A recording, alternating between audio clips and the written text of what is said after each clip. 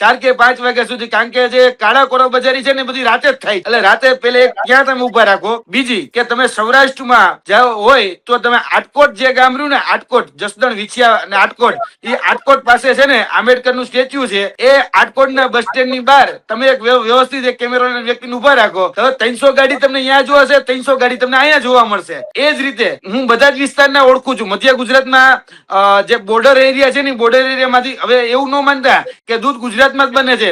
રાજસ્થાનના સાંચોર માંથી લગભગ આપણે ત્યાં 3 લાખ લીટર દૂધ, કેટલું? 3 લાખ લીટર દૂધ એ પ્રતિદિન આવે છે, પ્રતિદિન. રાજસ્થાનના સાચોર ખાતેથી પર ડે એ 3 લાખ લીટર દૂધ આવે. હવે હું તમને કહેવા જાઉં છું ને, તમે સાંભળીને ચોકી જાઓ.